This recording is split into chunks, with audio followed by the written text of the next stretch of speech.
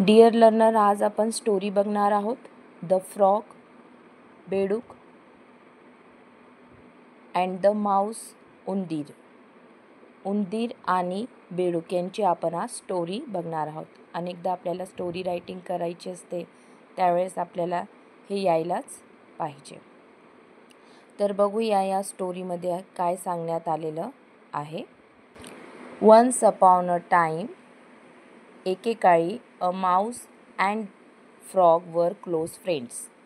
Mouse, उंदीर आणि frog हे बेस्ट फ्रेंड्स होते, जिवलग मित्र होते, क्लोज फ्रेंड्स होते. The frog often visited. हा जो फ्रॉग आहे हा ऑफन म्हणजे नेहमी, टी सायलेंट करायचं ऑफनमध्ये, नेहमी व्हिजिट द्यायचा म्हणजे भेट द्यायचा. द माऊस, उंदराकडे तो भेटायला जायचा. ॲट हिज होम, त्याच्या घरी. अँड दे बोथ, आणि ते दोघं पण. शेअर्ड म्हणजे वाटून घ्यायचे. Shared the food and provisions. Food अन्न, प्रोव्हिजन्स म्हणजे शिदा, अन्नधान्य जे काही असेल ते provisions. The Mouse had stocked in abundance. Abundance म्हणजे भरपूर प्रमाणामध्ये. माऊसने, उंदराने जे स्टॉक केलेलं असायचं, साठवून ठेवलेलं असायचं, ते सगळं काही शिधा, अन्न हे दोघं पण वाटून घ्यायचे. वन डे, एके दिवशी असं घडतं. The frog invited the mouse to his house. आता हा फ्रॉग नेहमी माऊसच्या घरी जायचा, पण एके दिवशी काय झालं, या फ्रॉगने, बेडकाने उंदराला त्याच्या घरी बोलावलं, इन्व्हाइट केलं, आमंत्रण दिलं. The poor mouse didn't know how to swim. Swim म्हणजे पोहणे, कसं पोहायचं हे माऊसला, उंदराला माहिती नव्हतं.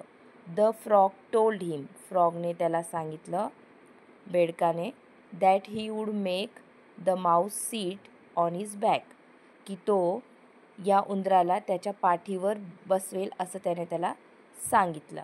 The Mouse immediately agreed. Immediately म्हणजे लगेच, चटकन, क्षणाचाही विलंब न लावता उंदराने होकार भरला की हो, मी येईल तुझ्या घरी.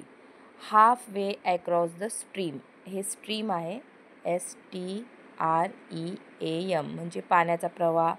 त्याच्या मधोमध हा हाफ वे, ॲक्रॉस म्हणजे हे क्रॉस करून घेतात, त्या स्ट्रीममध्ये, प्रवाहामध्ये येतात. The frog started. हा जो बेडूक असतो याच्यामध्ये सुरू होऊन जातं काय, to get wicked thoughts. Wicked म्हणजे असे दुष्ट विचार, वाईट विचार. विक्ड, दुष्ट, वाईट असे विचार त्याला, फ्रॉगला येऊ लागतात. ऑफ इटिंग द माऊस, की मी उंदराला खाऊन घेतो, अशा पद्धतीने त्याच्या मनामध्ये विचार येतात जेव्हा तो स्ट्रीमच्या, प्रवाहाच्या मधोमध येतो. सो द विक्ड फ्रॉग, तर हा दुष्ट जो बेडूक असतो, डाईव्ह, तो पाण्यामध्ये डुबकी घेतो. For the bottom of the stream, स्ट्रीमच्या बॉटममध्ये, तळाशी जाण्यासाठी तो डुबकी घ्यायला लागतो. आणि तुम्हाला सगळ्यांना माहिती आहे की फ्रॉगला पाण्यामध्ये जिवंत राहता येते, परंतु उंदराला, माऊसला पाण्यामध्ये जिवंत राहता येत नाही. मग पुढे बघूया. The mouse realising too late. हा जो उंदीर असतो माऊस, रिअलाइज म्हणजे त्याला जाणीव होते, टू लेट म्हणजे खूपच उशिरा, बराच उशीर होऊन जातो त्याला सत्य कळायला. द बिट्रेयल म्हणजे जो विश्वासघात, बिट्रेयल ऑफ द फ्रॉग, या बेडकाचा विश्वासघात समजायला त्याला बराच उशीर होऊन जातो. म्हणजे हा जो माऊस आहे त्याला फार उशीर होऊन जातो, या फ्रॉगचा जे विश्वासघात केलेला आहे उंदराला समजून घेण्यासाठी फार उशीर होऊन जातो. आणि तो क्राय फॉर हेल्प म्हणजे मदतीसाठी ओरडतो उंदीर. अ हॉक, हॉक म्हणजे बहिरी ससाना, जो बाज पक्षी असतो. फ्लाईंग अबो द स्ट्रीम, त्या प्रवाहाच्या एकदम वर जो उडत असतो, फ्लाईंग करत असतो. सॉ द सीन, तो हे सीन बघतो, हे चित्र बघतो, की एक बेडूक एका उंदराला पाठीवर घेऊन आहे आणि तो खाली खाली पाण्याच्या जात आहे आणि तो उंदीर ओरडतोय म्हणून.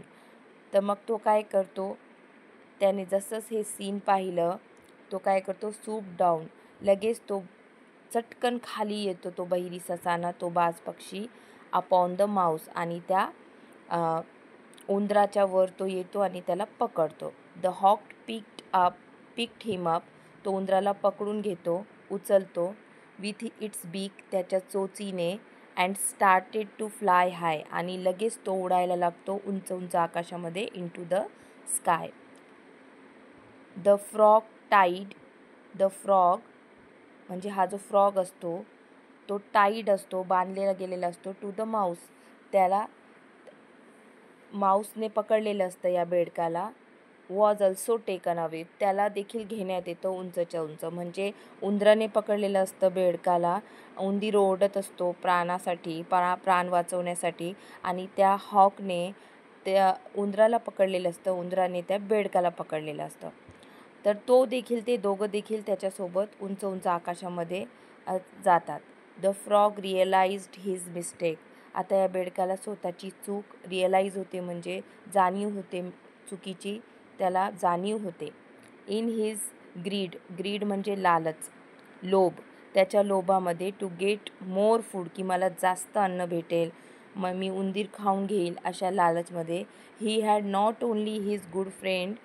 तो त्याच्या केवळ चांगल्या मित्राचंच प्राण धोक्यात घालत नाही, but also put his own life. स्वतःचं जीवन देखील इन टू डेंजर, धोक्यामध्ये तो घालतो. म्हणून कधीच मित्रासोबत विश्वासघात करू नये, अशी ही स्टोरी आहे. आपल्याला स्टोरी रायटिंग शिकायची आहे, कशा पद्धतीने करायची. तर ही एक स्टोरी रायटिंग आहे. हिचा तुम्ही अभ्यास करावा, हिला आपल्या वहीवर लिहावं आणि हिचं वाचन करावं. व्हिडिओ पाहिल्याबद्दल धन्यवाद. Like, share and subscribe to my channel.